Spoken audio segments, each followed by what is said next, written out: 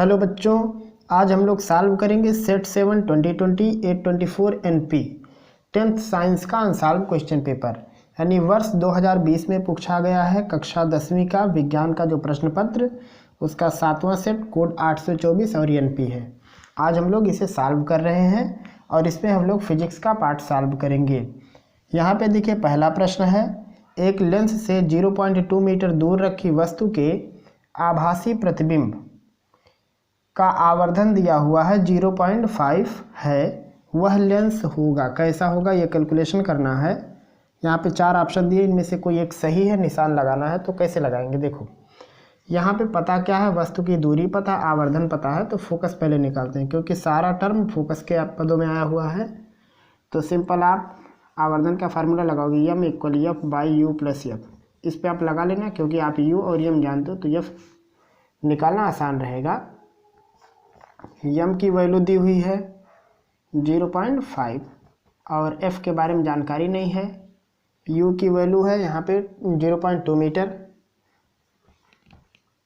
और वो यहाँ पे हो जाएगा प्लस में f, गुणा करेंगे इसमें तो आएगा 0.1 माइनस में और प्लस हो जाएगा 0.5 f इक्वल f। ये उस साइड जाएगा तो 1 में से हाफ लेस हो जाएगा तो हो जाएगा 0.1 नेगेटिव में और इक्वल हो जाएगा 0.5 f।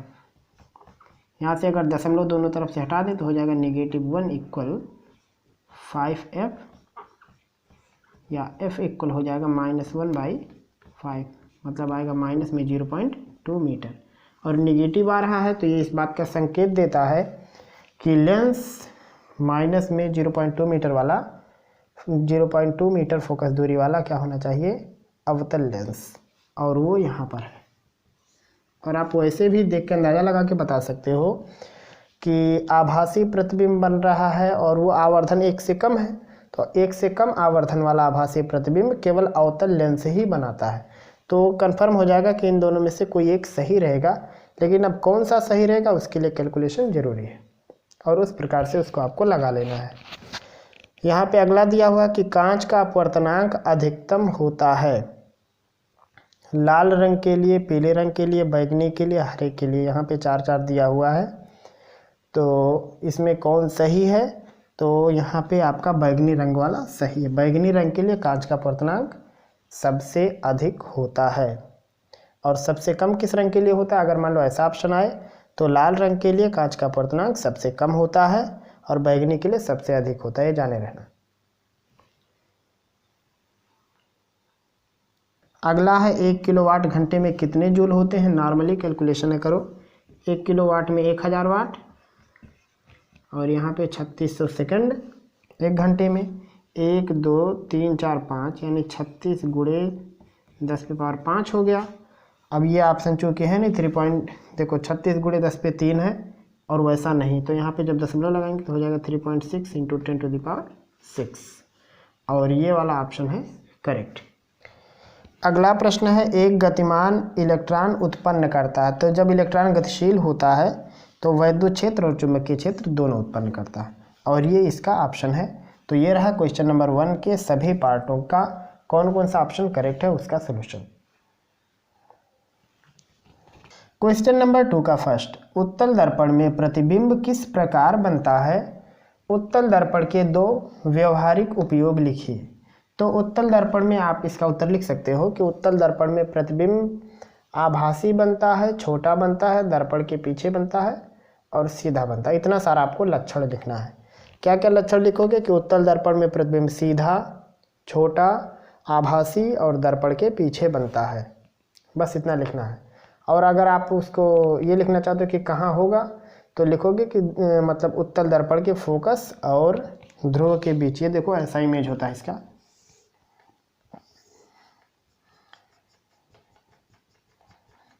इस प्रकार से। यहाँ पे मान लो इसका F है और यहाँ पे P, तो आप कहीं पर भी वस्तु को रखोगे कोई फर्क नहीं पड़ने वाला है।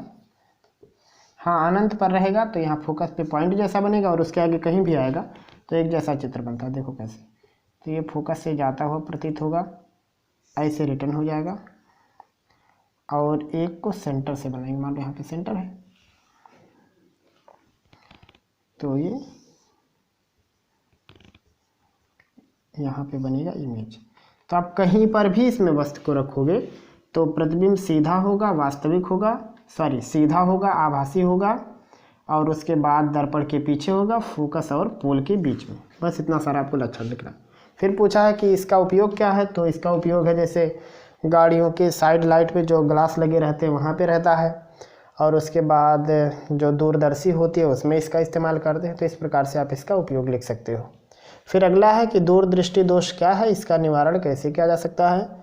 तो दूरदृष्टि दोष का मतलब होता है ऐसा दोष जिसमें 25 सेंटीमीटर से आगे की वस्तु स्पष्ट दिखे और उससे पहले यानी 25 सेंटीमीटर से कम की वस्तु स्पष्ट ना दिखे, तो उसे दूरदृष्टि दोष कहते हैं। इसका निवारण कैसे करते हैं, उत्तल लेंस के द्वारा। अगर आपको ये सारा चीज़ डिटेल से जानना है कि मतलब अगर ये लांग में आ जाए तो कैसे लिखेंगे, तो इन सब के लिए आप प्लेलिस्ट में जाइए, वहाँ पे आपको ह्यूमन आई मिलेगा, मानव नेत्र, और उसमें आपको एक एक टॉपिक डिटेल से मिल जाएगी, क्योंकि पूरा का पूरा चैप्टर वहाँ पे है। अगला प्रश्न है कि +20 डायोप्टर क्षमता के लेंस की आवर्धन क्षमता ज्ञात कीजिए जब लेंस किसी वस्तु का प्रतिबिंब स्पष्ट दृष्टि की न्यूनतम दूरी पर बना रहा हो। तो इसका सॉल्यूशन देखो, सॉल्यूशन में P की वैल्यू दिया हुआ है +20 और P इक्वल होता है 1/f, ये दिया हुआ है 20। तो यहाँ से f इक्वल हो जाएगा कितना, 1/20। अब चूंकि ये मीटर में है, सेंटीमीटर में लिखोगे तो यहाँ 100 हो जाएगा, यहाँ लिखेंगे मीटर में,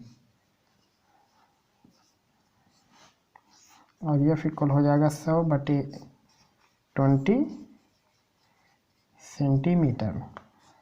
तो यहाँ से f इक्वल हो जाएगा 5 सेंटीमीटर। इसमें दिया है कि लेंस किसी वस्तु का प्रतिबिंब स्पष्ट दृष्टि की न्यूनतम दूरी पर बना लेता है। तो यहाँ पे प्रतिबिंब की दूरी हो जाएगी -25 सेंटीमीटर। और उसके बाद अब आप यहाँ पे सूत्र लगाओ, लिखेंगे लेंस सूत्र से 1/f इक्वल 1/v माइनस में 1/u, 1/f की जगह पे वैल्यू कितनी रखें, 5 इक्वल 1/v -25 माइनस में 1/u, तो हो जाएगा ये 1/5 और प्लस में 1/25 इक्वल -1/u। तो यहाँ से 5 से गुणा करना पड़ेगा, तो हो जाएगा ये 5 ×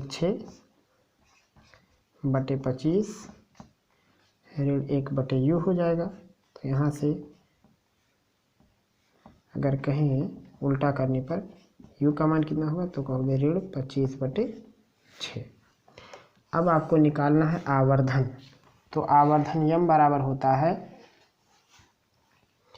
v/u। v की वैल्यू कितनी लेनी है, -25, और u की वैल्यू कितनी लेनी है, -25/6। तो ये माइनस माइनस कैंसिल हो जाएगा, 6 ऊपर चला जाएगा, तो m बराबर हो जाएगा 6। और यही है इस प्रश्न का सॉल्यूशन। और इसी सवाल को आप एक और तरीके से लगा सकते हो, सीधे सीधे m बराबर सूत्र लिख के कि 1 + d/f, यहाँ से भी आ जाएगा। तो इस सूत्र में आपको इस d का चिन्ह नहीं लेना रहता। d का मतलब है स्पष्ट दृष्टि की न्यूनतम दूरी, इसमें आप डायरेक्ट लगाओगे 1 हो जाएगा, d की वैल्यू 25 और f की वैल्यू कितनी 5 है, तो हो जाएगा 1 + 5 × 5 = 25, 5 आएगा और 5 × 1 = 6। यहाँ से भी आपको आवर्धन क्षमता 6 प्राप्त होगी। तो आप चाहे ऐसे लगाओ चाहे वैसे लगाओ, आपको जो अच्छा लगे आप उस प्रकार से सवाल को लगा सकते हो। क्वेश्चन नंबर 3 का फर्स्ट, एक मोमबत्ती किसी पर्दे से 90 सेंटीमीटर की दूरी पर रखी है। 20 सेंटीमीटर फोकस दूरी का एक उत्तल लेंस मोमबत्ती और पर्दे के बीच कहाँ रखें कि मोमबत्ती का वास्तविक तथा छोटा प्रतिबिंब पर्दे पर स्पष्ट बन जाए। तो इस सवाल को हम लोग बाद में लगाते हैं, पहले इस पे चर्चा कर लेते हैं। प्रश्न है कि दूरदृष्टि दोष क्या है, इसके क्या कारण है, इसके निवारण की विधि का सचित्र वर्णन कीजिए। तो ये जो भी प्रश्न है, यह प्रश्न आपको प्लेलिस्ट में मिल जाएगा। आप वहाँ पे जाएंगे, क्लास 10th साइंस में आपको ये मिल जाएगा। चैप्टर का नाम है human I and colourful world. उसमें आपको ये सारा चीज़ मिल जाएगा और हम इसको आई बटन में इसका लिंक दे दे रहे हैं, आप ऊपर से वहाँ से सीधे इसको क्लिक करके देख सकते हैं।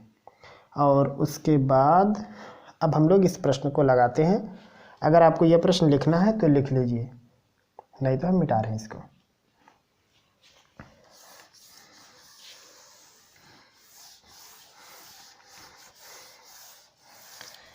तो यहाँ पे प्रश्न है कि मोमबत्ती पर्दे से 90 सेंटीमीटर की दूरी पर है। मतलब क्या है कि अगर मान लो कोई स्क्रीन लगाते हैं इसे पर्दा, और इस पर्दे पर इमेज बनानी है किसकी, मोमबत्ती की। जैसे मान लो यहाँ पे कोई मोमबत्ती है और इसकी इमेज बनाना चाहते हैं, तो उसके लिए क्या कर रहे हैं, रास्ते में एक उत्तल लेंस लगा दे रहे हैं ऐसा करके। और ये उत्तल लेंस क्या कर रहा है कि उसका इमेज बना रहा है। यहाँ पे थोड़ा यहाँ बना दें, अच्छा दिखेगा।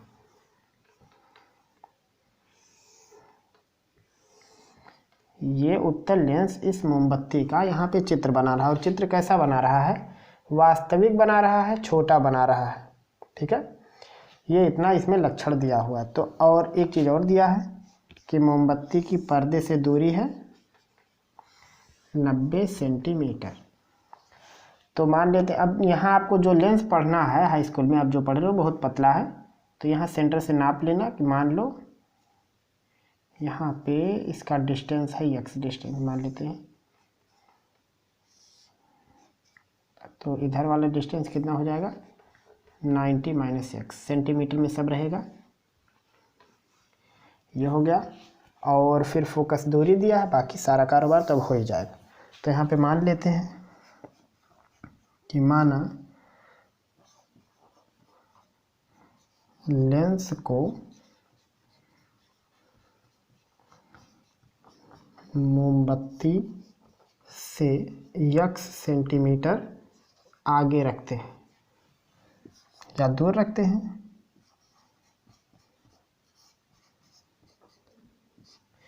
लिखेंगे इसलिए लेंस से पर्दे या प्रतिबिंब कह सकते हैं, एक ही बात, प्रतिबिंब की दूरी 90 - x सेंटीमीटर है। तो अब क्या क्या मालूम हो गया, u पता चल गया, u है -x, v है 90 - x, प्लस में रहेगा, दोनों सेंटीमीटर में है। और क्या पता चल गया, f फोकस दूरी कितनी है, 20 सेंटीमीटर की। अब उसके बाद इसको लगा लो, लेंस का सूत्र रखे तो लेंस का सूत्र होता है 1/f = 1/v - 1/u। 1/f की जगह पर 20, v की जगह पे 90 - x और u की जगह पे -x। तो यहाँ से हो जाएगा ये 1/20 इक्वल माइनस प्लस हो जाएगा 1/90 - x प्लस 1/x। यहाँ से 1/20 इक्वल x का गुणा एक में करेंगे x और इधर गुणा करेंगे तो 90 - x बाई x कोष्ठक में 90 - x।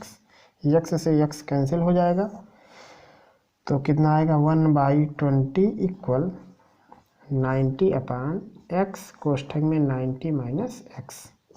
क्रॉस गुणा कर लेते हैं इधर तो हो जाएगा यहाँ पे x कोष्ठक में 90 - x इक्वल, और यहाँ 90 और 20 का मल्टीप्लाई हो जाएगा तो इतना आएगा। अब उसके बाद अंदर गुणा करते हैं तो हो जाएगा 90x - x² इक्वल 1800। या यहाँ से लिख सकते हो सब कुछ एक साइड करने के लिए हो जाएगा x², ये प्लस हो जाएगा, ये माइनस हो जाएगा और ये वाला हो जाएगा प्लस में इक्वल 0। और अब यहाँ से आपको इन्हें हल करना है तो आपको नॉर्मल इसका फैक्टर करना है कि मतलब गुणा करके 1800 आए और जोड़ के 90 आए, तो 60 और 30 होगा ऐसा। तो यहाँ पे हो जाएगा ये x square minus 60x minus 30x plus 1800 equal 0। तो x कामन ले लेंगे तो हो जाएगा x माइनस 60 माइनस 30 कामन लेंगे तो x माइनस 60 इक्वल 0। और यहाँ से लिखेंगे एक क्वेश्चन में x माइनस 60 और एक में x माइनस 30 इक्वल 0। तो लिखेंगे एक बार यदि x माइनस 60 इक्वल 0 तो x इक्वल हो जाएगा 60 सेंटीमीटर। अगला लिखेंगे यदि x माइनस 30 इक्वल 0 तो x इक्वल हो जाएगा 30 सेंटीमीटर। मतलब x की दो वैल्यू आई, या तो 60 सेंटीमीटर या तो 30 सेंटीमीटर। तो यहाँ से आ गया x इक्वल 60 सेंटीमीटर और x इक्वल 30 सेंटीमीटर। मतलब x की वैल्यू 30 सेंटीमीटर हो सकती है और 60 सेंटीमीटर। तो अब प्रश्न ये है कि इसमें सही कौन सा है, क्या दोनों सही है या दोनों में से एक सही है। तो अब इसका आपको चेकिंग करनी है, कैसे माना जाएगा कि कौन सही है। पहले x 60 मतलब u बराबर एक बार हो गया माइनस में 60 सेंटीमीटर और एक बार u बराबर हो गया माइनस में 30 सेंटीमीटर। तो जब आप u का मान 60 लेते हो तो v का मान आता है 30 सेंटीमीटर, और जब आप u का मान 30 लेते हो तो v का मान आता है 60 सेंटीमीटर। तो अब इसके सही होने का जवाब आपको यहाँ से मिल जाएगा, छोटा से, मतलब छोटा प्रतिबिंब होना है, मतलब आवर्धन 1 से कम होना है। सीधी सीधी बात है। कहाँ लिखें इसको, यहाँ पे लिखेंगे प्रतिबिंब छोटा होने पर आवर्धन जो है वो 1 से कम होना चाहिए, और आवर्धन का जो सूत्र होता है लेंस के लिए होता है v/u, इसका मान 1 से कम होना चाहिए। या यहाँ से कह सकते हैं कि v लेस देन u होना चाहिए, मतलब v छोटा होना चाहिए और u बड़ा होना चाहिए मैग्नीट्यूड में। ऋण और धन नहीं देखना है आपको, परिमाण में देखना है कि v और u का जब आप संबंध लगाओ तो v का मान कम और u का मान ज़्यादा आना चाहिए। तो अब आप देखो यहाँ v ज़्यादा है और u कम है, मतलब आपका कौन सा वाला ऑप्शन सही है, ये वाला, इस हिसाब। तो आप यहाँ पे लिखोगे कि लेंस को मोमबत्ती से 60 सेंटीमीटर दूरी पर रखना है, मतलब ये वाला आपके क्राइटेरिया के हिसाब से अमान्य हो जाएगा। वैसे तो सही है, लेकिन जो यहाँ रेंज दिया है उस रेंज के हिसाब से आपको सोल्यूशन करना है, तो नीचे वाला आपका अमान्य हो जाएगा। और यही है इस प्रश्न का सोल्यूशन, आप लगा लीजिए। बहुत सुंदर सा प्रश्न था ये।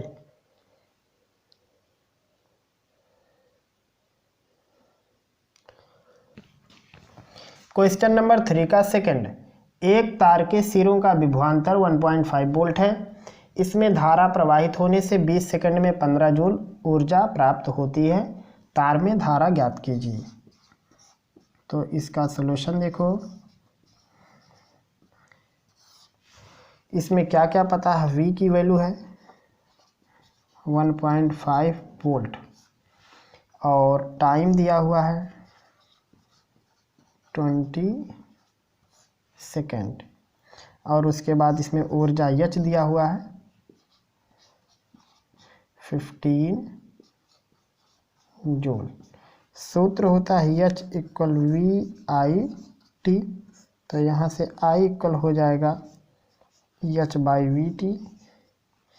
H की वैल्यू है 15 और V का है 1.5 और T का है 20। तो अगर निकालेंगे तो I बराबर हो जाएगा, पहले इस 0 से ये चीज़ ख़त्म हो जाएगा दशमलव, तो हो जाएगा 15/15 गुणे 2, 15 से 15 कट जाएगा। I का मान आएगा 1/2, या लिख सकते हैं 0.5 एम्पियर। और यही है इस प्रश्न का सलूशन भी। और उसके बाद अगला प्रश्न देखो, इसमें दिया है 250 वोल्ट और 5 एम्पियर। V की वैल्यू 250 वोल्ट और उसके बाद I की वैल्यू है 5 एम्पियर। तो यहाँ पे P की वैल्यू कितनी हो जाएगी, P बराबर VI हो जाएगा ये 250 गुणे 5। अब उसके बाद दिया है कि 50 यहाँ पे 25 वाट के कितने बल्ब जल सकते हैं। तो एक बल्ब की शक्ति है दिया हुआ है, एक बल्ब की शक्ति दिया है 25 वाट, लिखेंगे इसलिए बल्बों की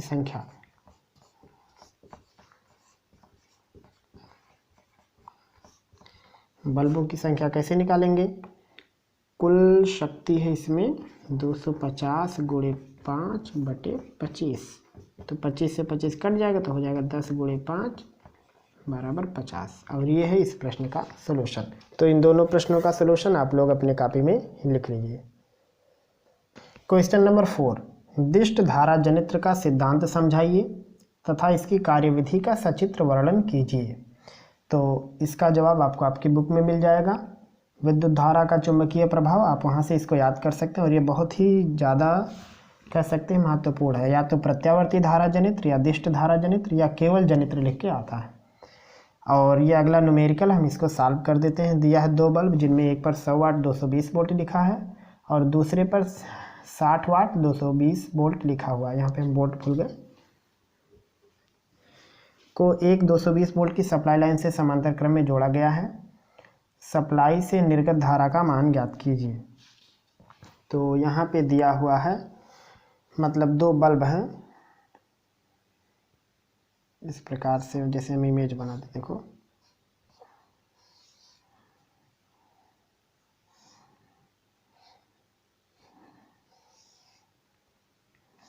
ऐसे।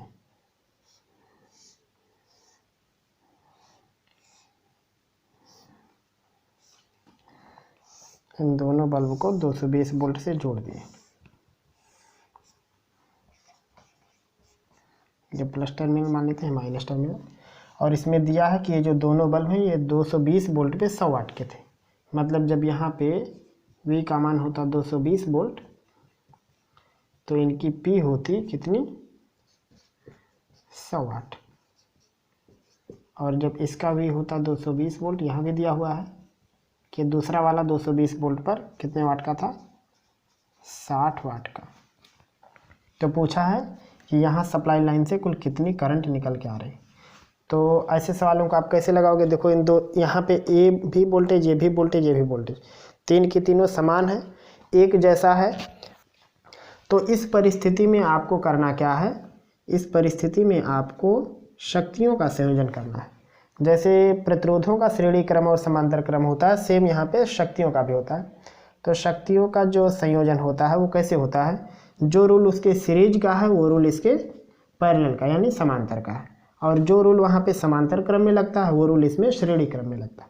तो अब चूंकि ये समांतर क्रम में है तो यहाँ पे रूल लगेगा कैसा, मतलब सीरीज जैसा। मतलब अगर आपको फार्मूला याद रखना है तो जैसे R इक्विवेलेंट होता था सीरीज में R1 + R2, वैसे ही शक्तियाँ जब पैरेलल होती हैं तो इनका जो P इक्विवेलेंट होगा वो होगा P1 + P2, इस प्रकार से। तो सिंपल निकाल लेना आपको, P इक्विवेलेंट, P1 मान लो दिया हुआ 100 और ये 60 बराबर हो गया 160। और उसके बाद V की वैल्यू, टोटल वैल्यू दी हुई है 220 वोल्ट। I निकालना है, I बराबर हो जाएगा P इक्विवेलेंट / V। तो हो गया 160/220, 0 0 कट जाएगा, 16/22 मतलब 8/11 एम्पियर।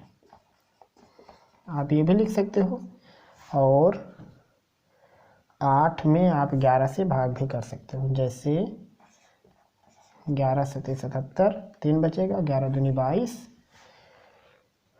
इतना चाहो तो रहने दो, चाहो तो और इसको आगे लिख सकते हो। फिर 8 बचेगा, फिर 11 × 7 = 77। तो मतलब इस प्रकार से चलता रहे। और यही हो गया इस प्रश्न का सलूशन। तो मेरे ख्याल से आपको आज के इस प्रश्न पत्र में जितने भी न्यूमेरिकल वगैरह थे सब समझ में आ गए होंगे। अगर आपका कोई भी प्रश्न होगा तो आप हमें ज़रूर बताएंगे। फिर मिलेंगे हम लोग जल्द ही अगले सेशन में, तब तक के लिए खुदा हाफिज़।